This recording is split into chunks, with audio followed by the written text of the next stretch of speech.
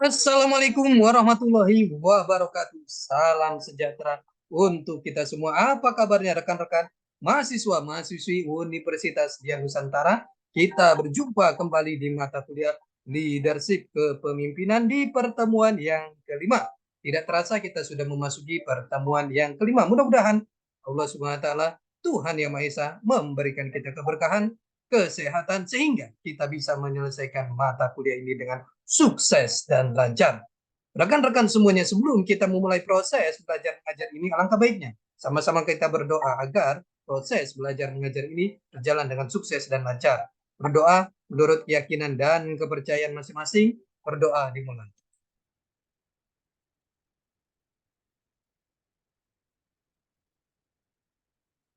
Selesai. Rekan-rekan semuanya, di pertemuan yang kelima ini kita akan membahas materi yang sangat menarik sekali. Mohon izin saya share materinya.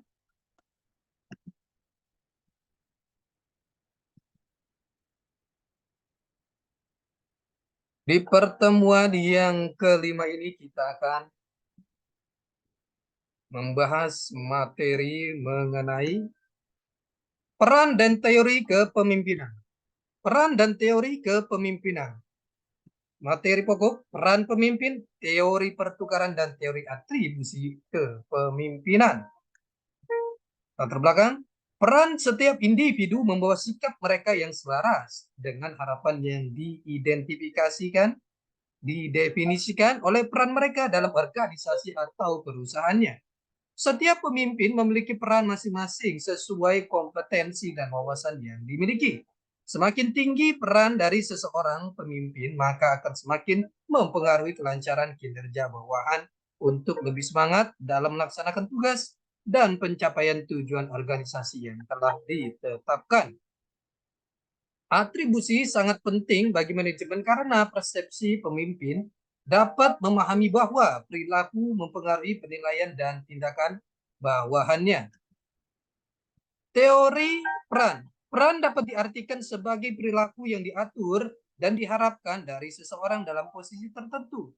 Istilah peran digunakan dalam lingkungan pekerjaan, terutama seorang pemimpin ketika seseorang yang diberi atau mendapatkan sesuatu posisi juga diharapkan menjalankan perannya sesuai dengan apa yang diharapkan, yang disebut dengan role expectation oleh pekerjaan sebagai pemimpin. Teori peran atau role teori menyatakan bahwa peran seseorang tidak hanya ditentukan oleh perilaku, juga ditentukan oleh kepercayaan, belief, dan sikap, attitude. Menurut Henry Mintzberg, 1992, peran pemimpin adalah satu, peran hubungan antar perorangan, fungsinya sebagai pemimpin yang dicontoh, pembangun tim, pelatih, direktur, mentor, konsultasi.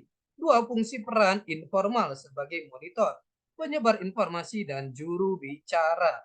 Tiga, peran pembuat keputusan berfungsi sebagai pengusaha, penanganan gangguan, sumber alokasi, dan negosiator.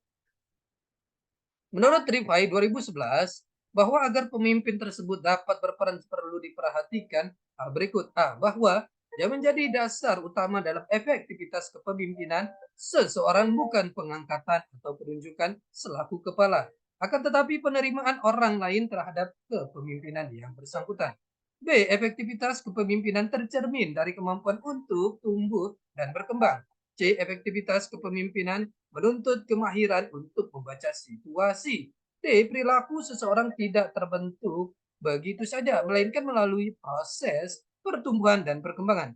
E. Kehidupan organisasi yang dinamis dan serasi dapat tercipta bila setiap anggota mau menyesuaikan cara berpikir dan bertindak untuk mencapai tujuan organisasi. Peran pemimpin mencari dan memberi informasi. Seorang pemimpin yang berperan mencari dan memberi informasi juga harus menjalankan peran konsulting baik ke lingkungan internal organisasi maupun keluar organisasi secara baik, sehingga tercipta budaya organisasi yang baik pula. Sebagai orang yang berada di puncak dan dipandang memiliki pengetahuan yang lebih baik dibanding yang dipimpin, seorang pemimpin juga harus mampu memberikan bimbingan yang tepat dan simpatik kepada bawahannya yang mengalami masalah dalam pelaksanaan pekerjaannya. Kepemimpinan merupakan proses di mana seorang individu mempengaruhi sekelompok individu untuk mencapai tujuan dengan cara-cara yang spesifik.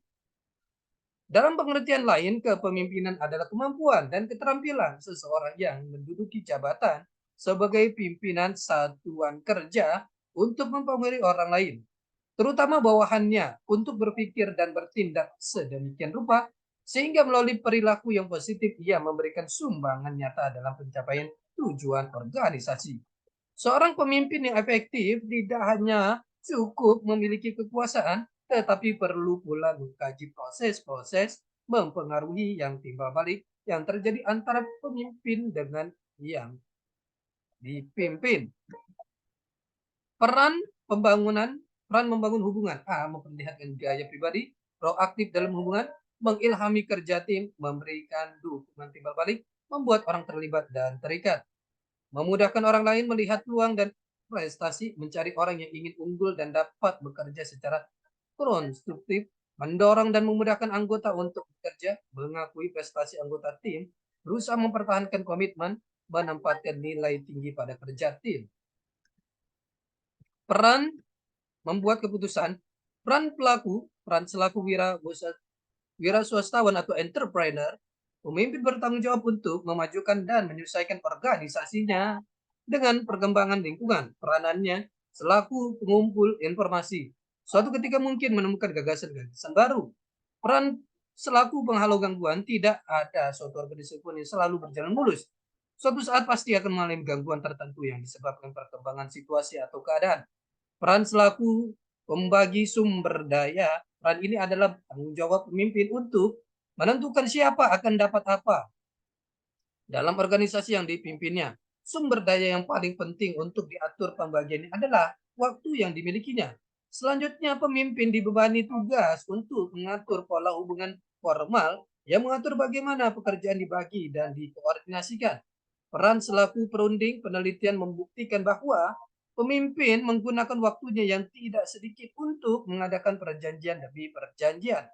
Penutupan perjanjian ini nampaknya telah merupakan tugas yang rutin yang mengalir dari kedudukannya sebagai pusat syaraf organisasi dan kewenangan yang dimilikinya dalam organisasi. Teori pertukaran, kita lihat teori pertukaran sosial, social exchange teori. Teori pertukaran sosial merupakan sebuah teori yang menjelaskan tentang bagaimana individu karyawan saling melengkapi. Hubungan pertukaran dengan orang lain membutuhkan pengorbanan cost yang menghasilkan suatu imbalan reward dan keuntungan profit, yaitu imbalan dikurangi oleh pengorbanan. Teori pertukaran pemimpin anggota LFX Leader Member Exchange. Hal mendasar pemikiran teori LFX adalah seorang pemimpin tidak akan memberi perlakuan dan membangun relasi yang sama dengan setiap bawahannya. Teori atribusi pimpinan bawahan. Teori atribusi kepemimpinan berusaha menjelaskan mengapa ada pemimpin-pemimpin yang fenomenal dan cerdas dalam menyiasati krisis yang tidak dapat dilalui oleh pemimpin-pemimpin lainnya. Teori atribusi juga merupakan sebuah teori kognitif yang digunakan untuk menjelaskan bagaimana seorang manajer atau pemimpin menginterpretasikan informasi mengenai kinerja seorang bawahan dan memutuskan bagaimana akan bereaksi terhadap bawahan tersebut. Dalam teori atribusi kepemimpinan, pencapaian keberhasilan seorang pemimpin yang efektif yaitu tergantung pada kemampuan seseorang untuk mempengaruhi dan mengarahkan pihak lain untuk melakukan sesuatu, yang mana kemampuan tersebut lain dari gaya pemimpin yang dimiliki oleh pihak lain.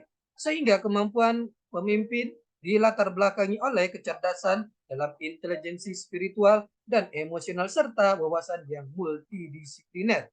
Walaupun bukan ahli pada semua bidang ilmu, tetapi mempunyai dasar pengetahuan yang universal dan fleksibel dalam menghadapi berbagai paradigma pengetahuan. Fungsi kepemimpinan dalam mencapai tujuan. Kepemimpinan dalam organisasi terdapat dua kepentingan yang orientasinya sama secara mendasar. Satu, kepemimpinan tujuan organisasi. Dua, kepentingan tujuan orang dalam organisasi. Kepemimpinan, definisi kepemimpinan. Kepemimpinan adalah subjek yang paling penting untuk manajer karena peran kritis yang dimainkan oleh pemimpin dalam adalah efektivitas kelompok dalam organisasi. Kepemimpinan dapat definisikan sebagai proses mempengaruhi dan mengarahkan aktivitas yang berkaitan dengan tugas seperti menegakkan disiplin, melaksanakan tugas dengan benar, mengarahkan kelompok, dan memberikan motivasi. Definisi manajemen. Manajemen adalah seni dan ilmu perencanaan, pengorganisasian, penyusunan, pengarahan, dan pengawasan sumber daya untuk mencapai tujuan yang sudah ditetapkan. Seorang pemimpin biasanya seorang manajer, dan seorang manajer belum tentu seorang pemimpin. Perbedaan pemimpin dan manajer. Pemimpin, pokok pekerjaan mempengaruhi orang, perencanaan berdasarkan visi, daya pengaruh pada personal power, bawahan mengolah sendiri, pengarahan dan pengendalian menggunakan inspirasi, berurusan dengan inovasi atau perubahan, berusaha melakukan peningkatan atau pengembangan, berorientasi pada manusianya, berkaitan dengan tugas jangka panjang dan strategis, what and why, membangun komitmen, mengurusi perubahan, menetapkan arah tujuan, melakukan persamaan pandangan dari orang lain. Manajer, pokok pekerjaan mengelola sumber daya, perencanaan berdasar usaha, daya pengaruh mengandalkan position power, bawahan dikendalikan, pengarahan dan pengendalian menggunakan standar, berurusan dengan ketata laksanaan atau ketertiban, menjaga atau meningkatkan yang ada dengan baik, berorientasi pada sistem atau peraturan, berkaitan dengan tugas jangka pendek dan operasional, bagaimana menekan aturan-aturan, mengurusi kompleksitas, menyusun anggaran, mengembangkan kapasitas untuk merealisasikan rencana. Hal-hal yang harus dimiliki seorang pemimpin: memotivasi diri, kemampuan berbicara di muka umum, pemahaman teknik atau alat kendali mutu, kemampuan memecahkan masalah dengan sistem, transfer pengetahuan kepada bawahan, memotivasi bawahan, mengenali karakteristik bawahan, keinginan mengetahui perkembangan, keinginan melakukan perubahan atau perbaikan, sikap mental, dan citra diri.